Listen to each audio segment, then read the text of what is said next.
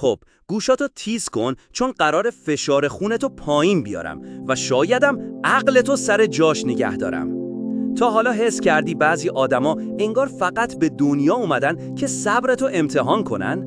انگار صبح پا شدن و با خودشون گفتن چطور میتونم امروز اعصاب خرد کن‌ترین آدم روی زمین باشم؟ اونایی که یواش راه میرن، با صدا غذا میجوان، یا اونایی که همش دنبال دراما و حاشیه‌ان؟ آره، همونا. ولی یه خبر خوب، لازم نیست اصلاً بهشون اهمیت بدی. امروز قراره بهت یه نقش راه بدم که بتونی از نظر ذهنی، احساسی و روانی مثل یه دیوار آهنی بشی. تا آخر این ویدیو اونقدر بیخیال و خونسرد میشی که مردم فکر میکنن یا راهب بودایی هستی یا یه روانی. و بهترین بخشش خیلی ساده است، پس بزن بریم. شماره 1، قدرت بیخیالی. اولین قانون برای این که هیچ وقت عصبانی نشی اینه که بفهمی بیشتر آدما ارزش اینو ندارن که انرژی تو براشون حروم کنی. جدی میگم، نصفشون اصلا نمیفهمن دارن چی کار میکنن، نصف دیگه حوصله‌شون سر رفته و بقیه هم فقط تو زندگی کردن افتضاحن. و عصبانی شدن تو هیچ چیزی رو تغییر نمیده. خب چطور حلش کنیم؟ هر وقت یکی یه کار اعصاب خرد کن کرد، تو ذهنت تصور کن اون یه نقش فرعی تو فیلم زندگیته. فکر میکنی بتمن اعصابش خرد میشه چون یه آدم معمولی تو فیلمش یه کار بی ربط کرده؟ نه، تو نقش اصلی زندگی خودتی رفیق، بقیه فقط یه سر و صدا توی پس زمینن. شماره 2، انتظار داشته باش آدما احمق باشن. میخوای دیگه عصبانی نشی؟ این حقیقت تلخ رو قبول کن. بیشتر آدما خنگن. نه اینکه نتونن ریاضی حل کنن، نه، منظورم اینه که تو درک ساده ترین چیزای زندگی مشکل دارن. تو ترافیک جلوتو میگیرن، تو چت فقط یه که برات میفرستن، وسط فیلم حرف میزنن. انتظارشو داشته باش، براش آماده باش. وقتی قبول کنی که حماقت یه چیز عادیه تو دنیا، دیگه ازش شوکه نمیشی و وقتی شوکه نشی عصبانی هم نمیشی، به همین سادگی. شماره 3، طرد کردن. دیگه نذار نظرات بقیه تو مغز جا خوش کنه.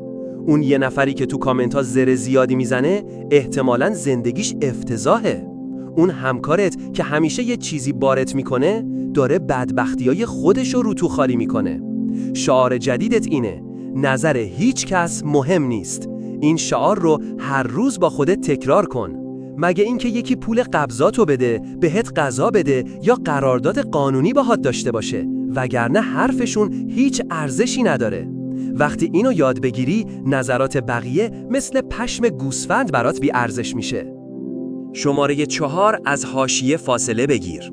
حاشیه یه انتخابه و تو همیشه باید بگی نه، مرسی. جدی، بعضیا انگار کارشون اینه که تو رو بکشونن تو آشوبشون. میخوان هرست بدن، اذیتت کنن، منتظرن واکنش نشون بدی. اینجوری روت تسلط پیدا میکنن. ولی وقتی واکنش نشون ندی، وقتی فقط با یه نگاه خالی بهشون نگاه کنی و بگی وای عجب و راهتو بکشی بری، اون موقع تو برنده ای. اونقدر آروم باش که بقیه گیجشون بزنه. کاری کن به وجود خودشون شک کنن. هم باحاله، هم جواب میده. شماره 5، به همه چیز بخند. زندگی یه کمدیه، نه یه تراژدی. تا حالا دیدی یکی سر یه چیز الکی عصبانی بشه و با خودت بگی داداش اینقدر جدیه ماجرا؟ این همون چیزیه که تو وقتی سر چیزای کوچیک هرس میخوری به نظر میای. پس برعکسش کن. دفعه بعد که یکی یه چیز بی‌ادبانه گفت، فقط بخند. نه یه خنده مصنوعی مؤدبانه، یه خنده واقعی از ته دل که یعنی وای تو چه جوکی هستی. باور کن این کار بقیه رو قفل میکنه.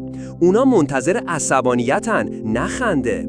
و وقتی میخندی قدرت دست تو میمونه. شماره 6، ذهنت رو قوی کن.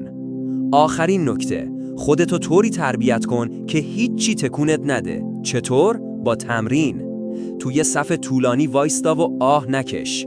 نظرای احمقانه تو شبکه‌های اجتماعی رو بخون و وسوسه نشو کامنت بذاری. بذار یکی تو ترافیک جلوت بپره و فقط سرتو تکون بده و بگو باز یه احمق دیگه. هرچی بیشتر خودتو تو موقعیت‌های اعصاب خرد کن بدون واکنش قرار بدی، قوی تر میشی. آخرش هیچی نمیتونه به هم بریزتت.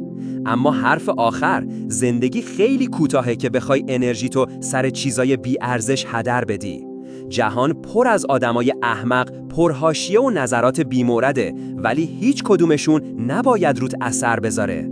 این تکنیکا رو یاد بگیر، اون موقع مثل یه رئیس مافیا با ذهن آروم تو زندگی قدم میزنی.